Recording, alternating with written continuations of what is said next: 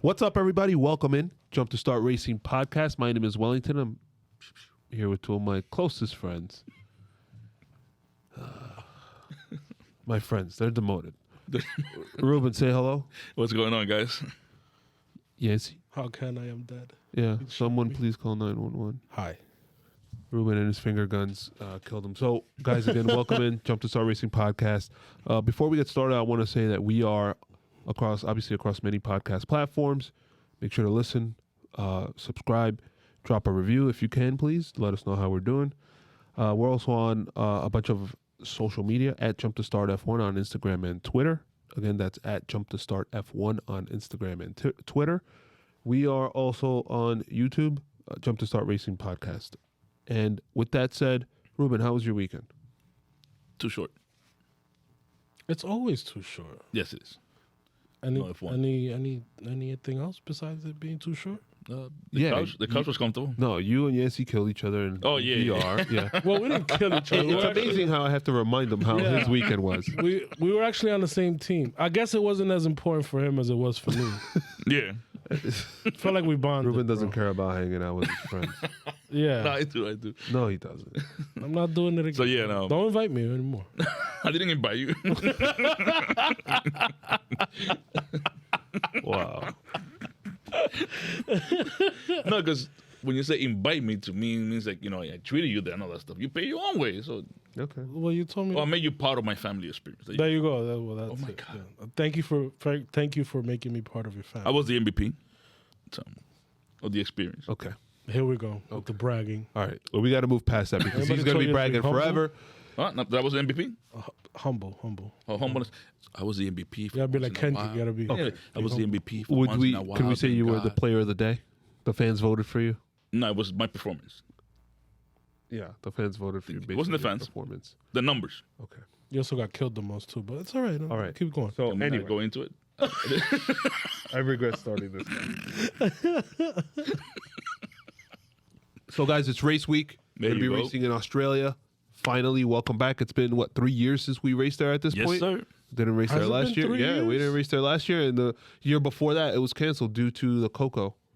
Yeah, you're right. So we're finally back. It is race week. Melbourne.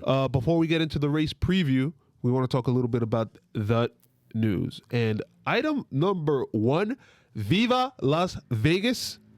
Boop, boop. Formula One is returning to Las Vegas for a Saturday night race in 2023. The race will take place in November of 2023, which is interesting timing as far as the Bro, Formula talking One. about Thanksgiving weekend. That would be amazing. Insane. But Amazing. for us here in the East, I think the race is going to start at 12 because it starts at 10 local time in Vegas. So what is it? No, that's 12 like or 1? 1 o'clock. That's a West. Or is a Whatever the time zones is, it's starting. We're still gonna watch it anyways. Yeah, it's gonna be starting at some point in the middle of the night. I hear so many people complaining in Europe that it's going to be like too early for them.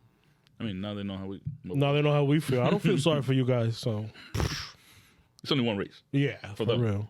So- we wake up at 8 o'clock in the morning every day to watch races here. So Well, we have to wake up. well, before we'll that. sell with the. So Go ahead. yeah, thank you. Getting into the particulars. Yeah, Miami care what time coming you up, wake up. right? Miami coming up. Its first race this season here in the U.S. We have Austin, right, towards the end of the year in October, and now we're gonna add Las Vegas. What do you guys think of 3 races within the continental United States? Oh, I love it. Especially if the way they space it out is going to be great because it's going to be, obviously we have Miami in May, which is early in the season. And then when F1 gets back to the Americas, we have Austin in October. And then in November, we'll have, did they set a date yet? Is They it just said November 20th. November 20. So, you have Vegas. But Vegas, to me, is going to be a faster, more exciting Singapore. Probably a little bit more flashy. Why do you say that? Because it's a night race. Obviously, the main attraction in Las Vegas is the Strip. It's a never one been big long avenue full of hotels, And these hotels are decked out. Some have fountains, like the Okay. now you have the Venetian, you have the MGM, Okay. and it's going and the track is part of that strip. So you're saying it'll be Singapore in the sense of it's a city that's known for entertainment and gaudiness. Not gaudiness, because that's not what Singapore. But it's crazy rich Asians, but this will be crazy rich Americans, right? Yeah, yeah. Not so much crazy rich cowboys. Not so much based on the track layout. You're No. saying But that's why I say it's a faster pace, because it's the track layout is gonna.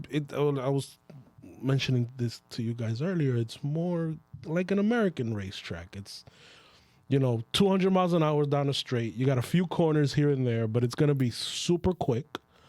I dare to say it might be better than Saudi Arabia. We'll see how fast that is. So, obviously, without the missile attacks, but. Ding. Yeah. But I think just the flashiness, the environment is going to be more of a party atmosphere. The light, it's going to look great under the lights. Imagine that track illuminating around Las Vegas. I think the pictures are going to be fire. Yeah. When we look at pictures of the Singapore track and even the Saudi Arabian track, it looks beautiful. So I think the visuals are going to be great. I think it's going to be a fun race. It will be a very fun race. Yeah. And it's probably going to be the highest amount of drunk people watching the race live. Ooh. What somebody at the track, but Vegas is party city. So let me ask you this though, because this is something. What's going to happen in Vegas to stay in Vegas? No, but wait.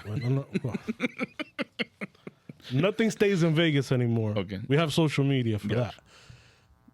My question to you guys is, because I've seen this question, and there's rumors also, and I don't know how legit these rumors are, but I think it's something that's interesting to talk about.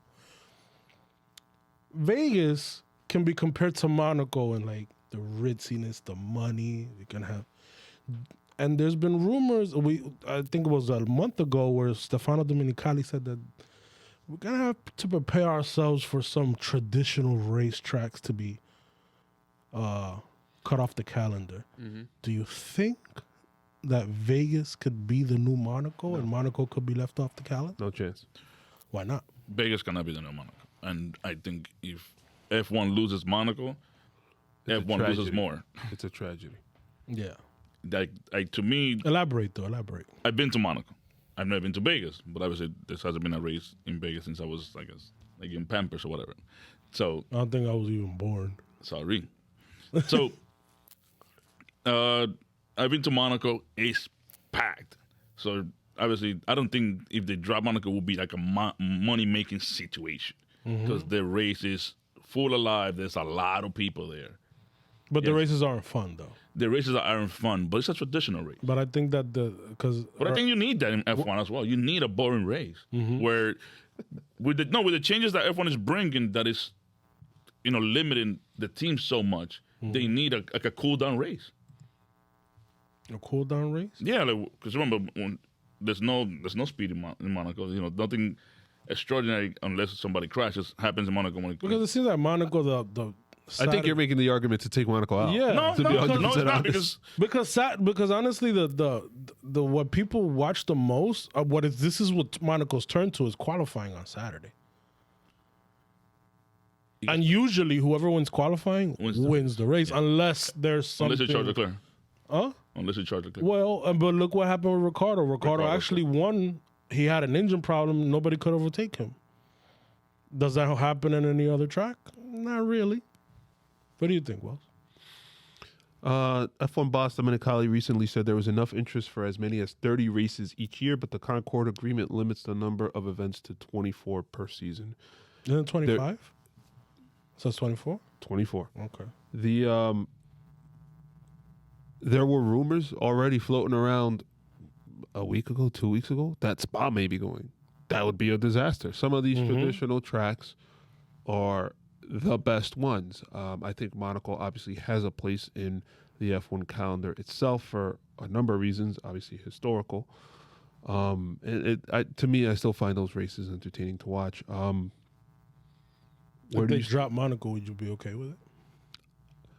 I would have to absorb it, right? But you know what's a tough pill to swallow is I hate going down this route, but what we had previously talked about, where now all these countries with the oil money, whatever, are getting into it. Qatar, Saudi Arabia, even the ones that we've already had, Abu Dhabi, Bahrain, like all these. Now it's just going to be 4 or 5, however many races in the Middle East. I don't know. I don't know if I want to start taking away from. It just sucks to even have to think about taking tracks away. I would love to see the French Grand Prix drop, but we're going to start losing tracks like Barcelona. We're going to start losing tracks like Monaco. Spa is already rumored, and it's just something that I don't even want to think about, but we have to make way for the new. My concern, though, is Miami, you're racing in a parking lot. Las Vegas, you're racing in a parking lot. I don't want these freaking parking lot races. I want an actual track. I want something that, I don't know if Herman Tilke is still designing, but I want something that, that's done by him with a lot of thought into the racing itself. Look at Austin and how great of a track, Circuit of the Americas is. I want more like that, and not, okay, let's shoehorn a track in here because we'll get more viewership dollars. Is it because maybe those tracks that you're mentioning, because they're closer to cities, are going to get more audience because people have to travel less to them? Maybe. Which tracks I mentioned? You mentioned Vegas. Remember the goal. Well, technically, the Vegas track is considered a street track. Again, we have to see it. The Miami track is supposed to be a purpose-built track, like it's going to be used for racing. Isn't that Dolphin City's parking lot? The parking lot is inside the infield, but it's around the stadium. Gotcha. You get me? So, and damn it, Sorry, I'm off track here. No pun intended. Yeah, I'm off track here, but I forgot what I was gonna say. Thank you, Ruben, for you're welcome. taking me off track. But yeah, whatever. I mean, listen, I think it's exciting. Still can't find the talk. Yeah, I can't. But I think it's still exciting. I think we have to make sure that these cars are bigger, they're heavier. A lot of the tracks some of the tracks that are on the calendar, it kind of doesn't suit for great racing with these cars. So if you make the car smaller, narrower, maybe it'll work. But like, for example, Monaco, I think we're going back to Monaco. I think that the highlight of the weekend is always qualifying. It's not the actual race. The race is a parade. And those are the kind of things that we have to kind of eliminate in the sport. But it would, like, for example, I don't know why would they take off Spa. Spa is always a good race.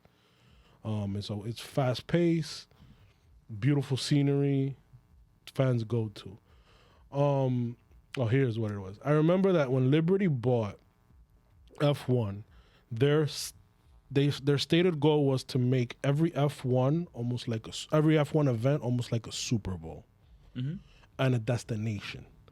So that's the reason why they're going to these big cities, making it either a street race or a track very near. Like Austin is near, according to the Circuit of the Americas, is near Austin, a vibrant city in Texas.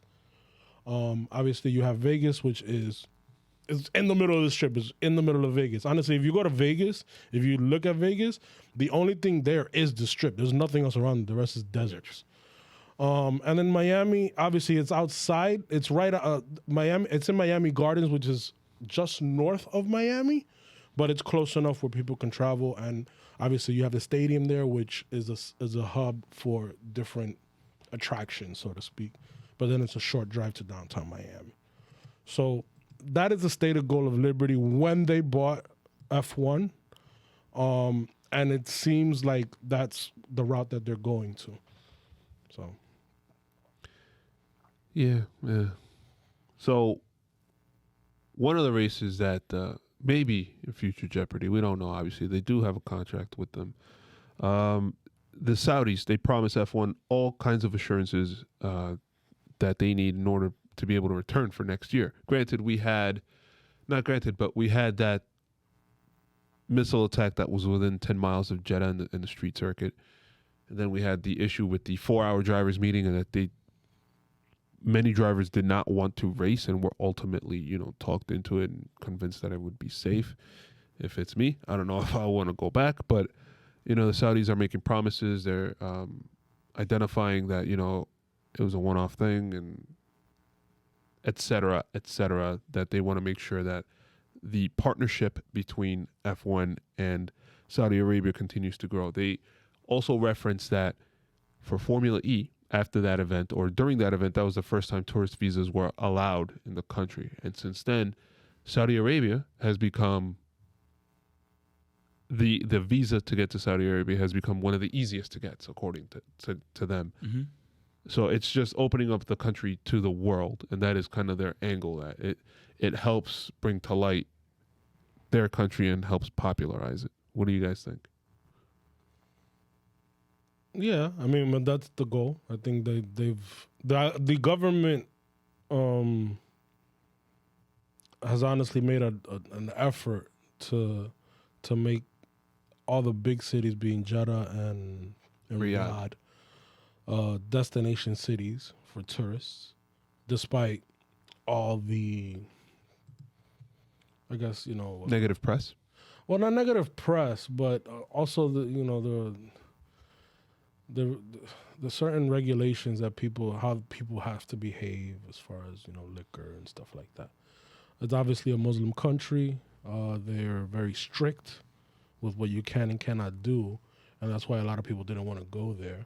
But I guess they make exceptions for tourists. But you don't want to get in trouble over there. It is obviously the way they're building it. I mean, the entire Middle East. You can say the same thing about Qatar and Abu Dhabi. It's beautiful. The facilities are great, but there's also a lot of turmoil in the area. And I don't know how you can guarantee safety when you got missiles flying into the country. It just, I don't know. I don't know. Maybe obviously they know more than I do, but it just seems a little.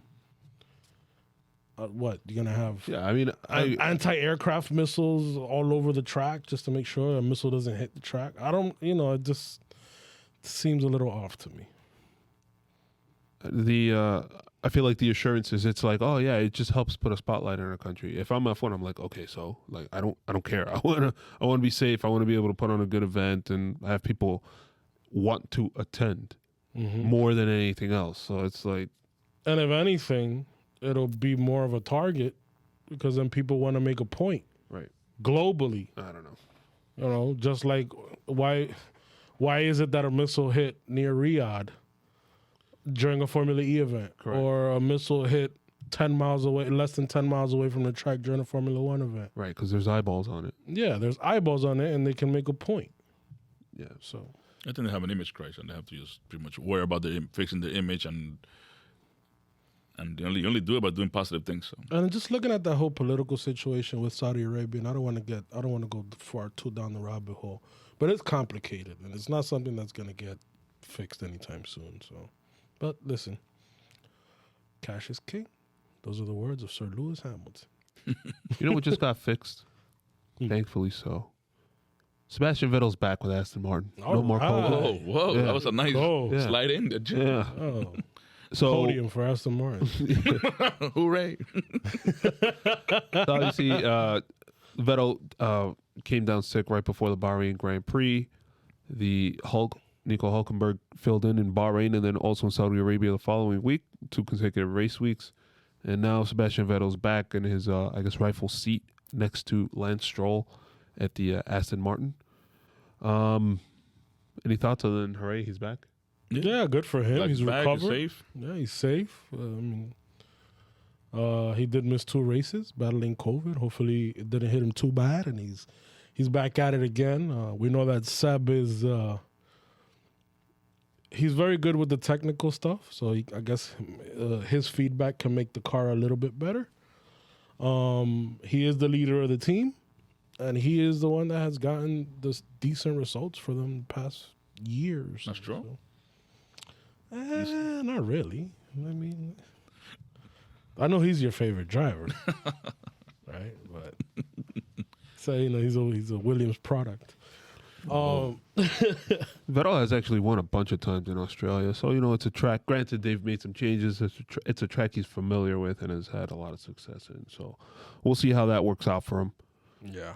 But I'm glad he's back. Mercedes still having issues with porpoising. So there's an article on Motorsport, why porpoising has left Mercedes unsure how quick its F1 2022 car really is. So the issue is that a lot of teams have dealt with the porpoising by addressing their floor and kind of reducing their downforce in order to not have that bouncing up and down. Mm-hmm. Mercedes has been reluctant to do it and looking to rely heavily on their downforce generated by the floor and whatever potential issues it causes in order to maintain a decent pace with the car. Barking up the wrong tree, I think. Yeah, if it's affecting your car that much, does it really matter what kind of downforce it has? No, you're not going fast. And at the end of the day, the reason why it's purposing is it has too much downforce in it. Because the floor is, what happens when the air goes through it, the floor is just so low to the ground that the diffuser stalls and it just bounces everything up. So, I don't know.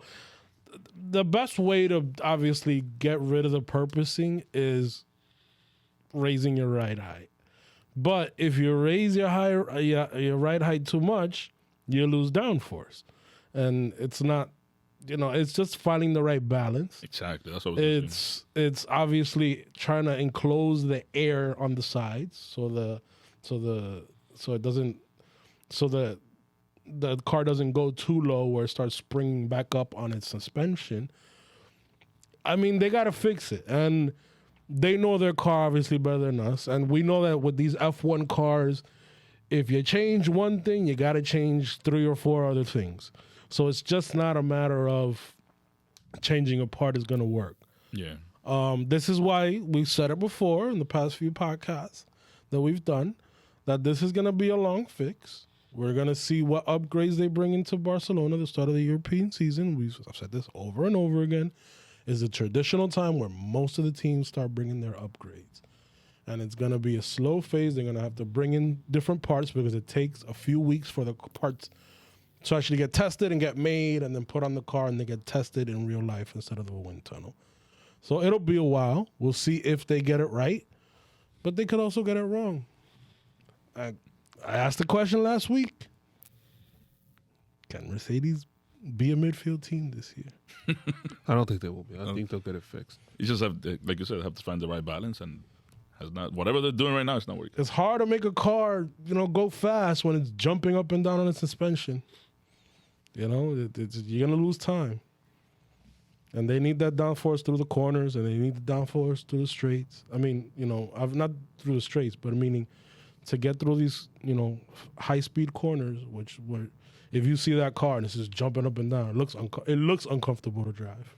Just looks bad. You'll see his helmet. Can you imagine that for 60 laps? Yeah, it's dude. I don't know how your brain doesn't come out as mush. It's like it's like you take a watermelon and you shake it all around too much, and then after you open it up, it just comes out like Water. Yeah, I mean that's probably what your brain looks like. All right, anything else on news, guys? Oh, we're not gonna talk about Will Smith? No. I'm about to Will Smith you for even saying that. There you go. Take that man's name out your mouth, okay? Oh my God, yes. Why'd you have to say that? I'm about to Will Smith. All right. Even the smack changed his name. Right? Will Smith.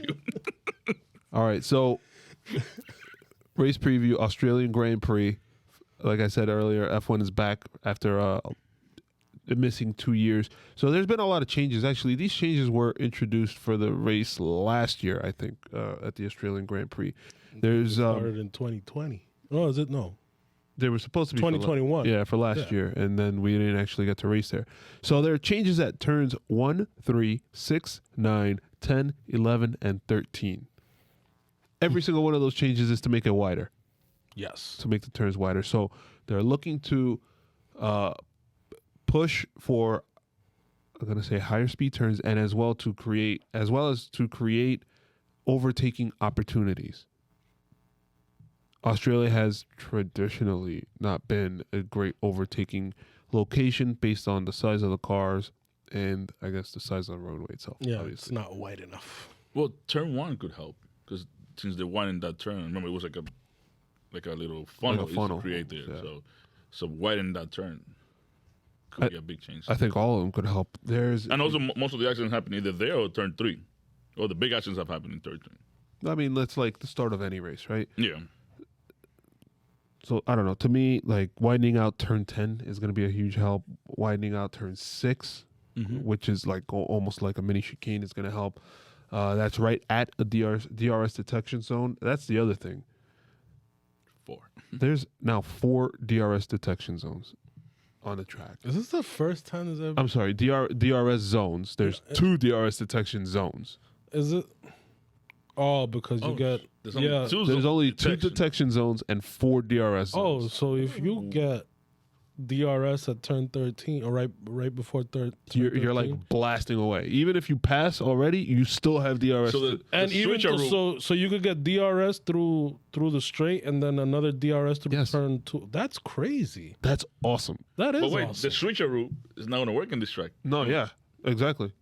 That's you think we're gonna see 4 DRS zones in future tracks now? Because No. I think that they're gonna do away. So this is the strangest track because there's less non-DRS zones than there are DRS zones. There's less of the track. That's not there. This is. It's cool. Is it? But it's also not cool. It seems artificial, I mean, yeah, right? yeah. Almost like a game. I'm with it. No, but eventually they just gotta get rid of these DRS zones. But what do you guys think of now 4 DRS zones? It'll make it exciting. But I don't know, man. I think this is gonna be an ongoing story as far because everybody's talking about, especially with what happened last week last week. Is DRS really needed? You know, especially with the whole hijinks with Max and Leclerc is like they're You go first. I go first. No, you go first. yeah It started last year with Hamilton and they're Max. heavily Yes. heavily braking before. I mean, which is clever by Leclerc. Leclerc started it, but now everybody's going to be catching on and doing the same thing. Wait. Is it going to be more of a Good did game? not start. They're not started, but He said that earlier. we can give the credit because he's just gonna start complaining and pouting. So Yeah. yeah, we'll do that. So who started it? We saw Lewis crash into Max as he was slowing down Was to Max- try and let him pass last year. All right, so Lewis started it. What the Well, Max. deal? Max. Oh, it was Max. All right. Oh, but who cares? This year. See, Leclerc started it. One of the greatest things ever. Who cares now? No, who cares? Look how It wasn't Leclerc. Who cares? Another. It wasn't Leclerc. Now we switched. The turntables. Big deal was Lewis. Okay. Max. Whatever, Max. Who cares? So what do you guys think? To me, this is all purposely done to a lot of overtaking, right? All Yeah. the widening of 1, 2, 3, 4, 5, 6, 7 turns widened out. The pit lane is widened out, and now an additional DRS section. Well, I mean, listen, they had to do something, right? They don't want to take Australia off the calendar, and the racing really sucked in Australia. It wasn't that great. I think the only time we got overtakes in Australia the past few years that we held the race there was because it was overtaking in the pits with overcut or Gotcha. undercut, or there was a mistake by the front running team in a pit stop. So it's just like it was never overtake. We already knew it. That's why we weren't really excited for the first race. I mean, We're excited. the only reason we were excited about the first race of the season because it's the first race of the first race, season. yeah. But it wasn't that we're gonna get a great race. So they had to do something. Let's see how it works out. I mean, 4 DRS so it seems like a lot. I'm excited. I cannot wait. Let's blast that button for DRS. Yeah, see, mine's gonna be. Because remember, you also get DRS when you're lapping somebody. What? You also get DRS when you're. When it's a lapping back another- marker. Yeah, when it's a back marker. So. That's gonna be insane. It's a lot of game of chicken there, Right? Because look, you can technically overtake in the start finish straight, let somebody by, and then We'll post this on our socials at Jump to Start F1 on Twitter and Instagram. You guys take a look. Make sure to comment what you guys think. I think it's going to be awesome. I'm excited for this race. The only thing I'm not excited for is this 1 a.m. start here in New York, but we'll have to deal with it. I'm going to be up. I don't care. Yeah, I'll be up too. Coffee is a beautiful thing. So am I the only one's going to be sleeping? Yeah, you are, you old man. Yeah, you old man. Okay, speaking of old and man, Ruben, light us up You need with some Red Bull. with some trivia, Keep some you bang up. energy. Rich energy. Rich. Wow. that opportunity? Yeah. Okay, so we back to, finally to Australia. So now we're going to do a little trivia. Can you do me a favor, Ruben? Can you do the da-da-da-da again? With some feeling? Okay. All right, so Oh. I got the blue one today. Yeah. that's what it was? Was it the blue again? Blue and red and yellow? I always had the orange one or whatever, the yellow. Got you. Let's go with a super easy one. Super easy. Can you tell me the reason why both car retired in 2018? They had the wheel malfunction where it wasn't properly attached Yeah, we'll take after the pit stop. cross thread. That's why it was super easy. You got it. This one I'm gonna say Wellington pretty much mentioned it earlier, so I'm not gonna use that question. Sorry. Sebastian Vettel had a lot of success. Yeah, I was gonna say name the current driver with the most wins at this track. Battle. You won twice with Ferrari, I think. So what he gets is that because he messed up the question earlier.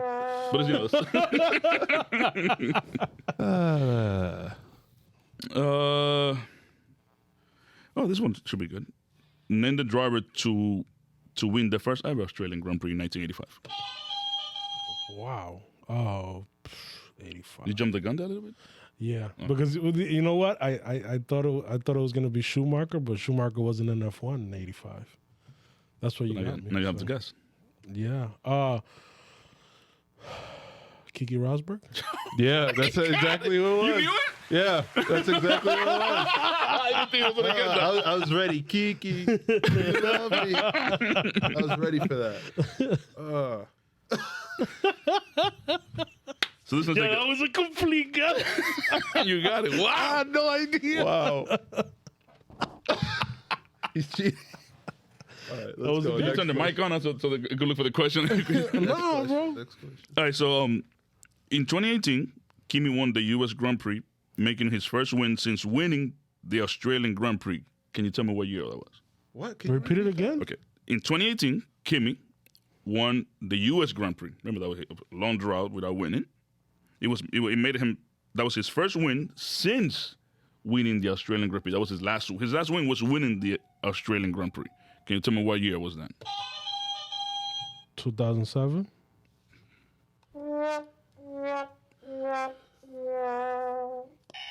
It was 2018. No.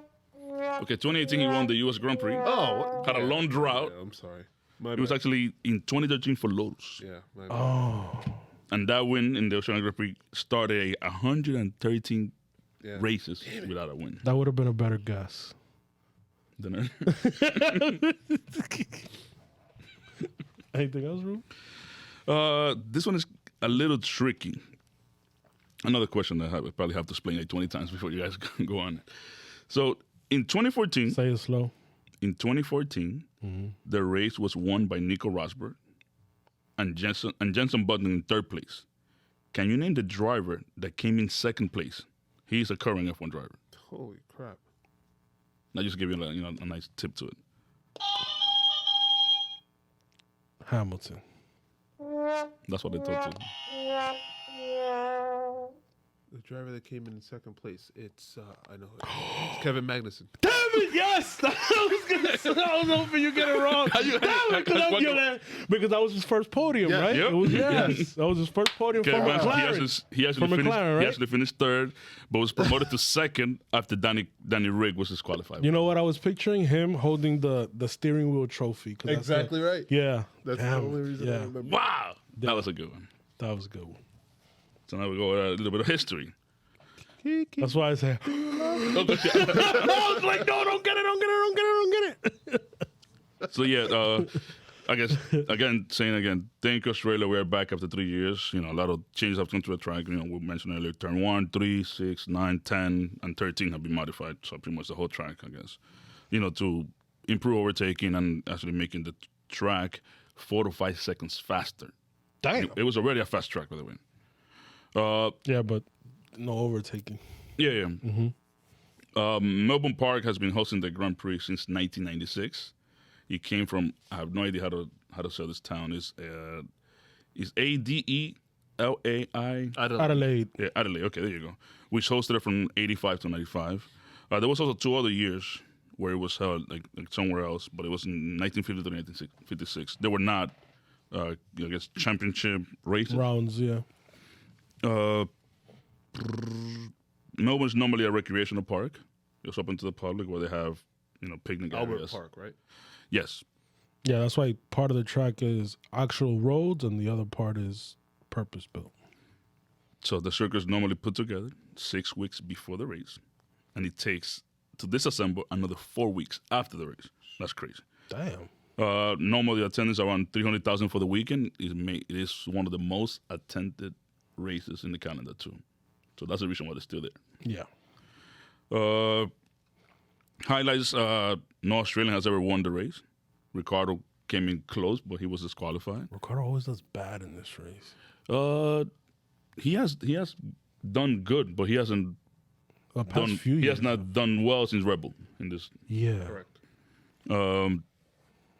2002, part of the highlights, Ralf Schumacher car, he went airborne over the wing of Barrichello, and he actually caused like a major crash behind him. That was a long time ago. Yeah. In 95 and 96, it was run as a consecutive race when the locations was changed from Adelaide and to Melbourne. It was the closing of that year of 95, and it was the opening race in 96. That's why they call it consecutive race. Oh, wow. Okay. It was also the scene of Martin Brundle's big crash where he crashed and yeah. started running after the doctor. He actually Legend. he finished that race because he went to get the second car.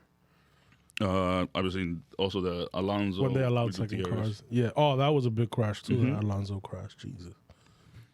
And in 2016 was the last time that the winner of the Australian Grand Prix actually won the championship, which is Nico Rosberg. 16, yeah.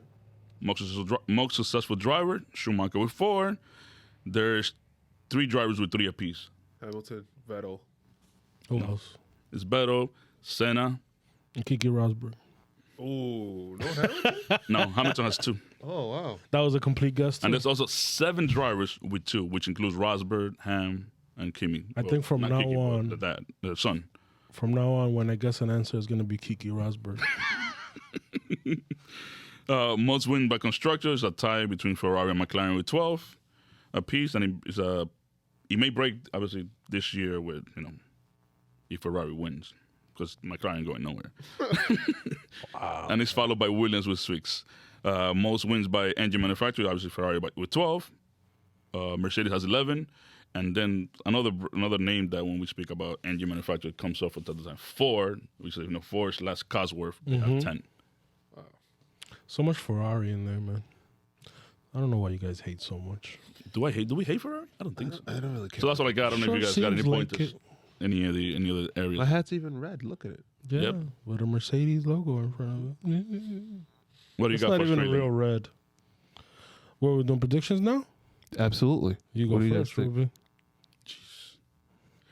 So qualifying, I would say Max takes it, followed real close by Leclerc, and I don't know. Let's hope. I'm throwing a little sprinkle of magic. Maybe Checo will pull another lap and get third. I think that this is where the Ferraris will be overmatched. Ditron. No, I just think that like we've seen them in the speed traps. The Red Bull is just overpowering them. And I think that because this is now it was already a fast track, it's now an even faster track. There's not a lot of Mercedes.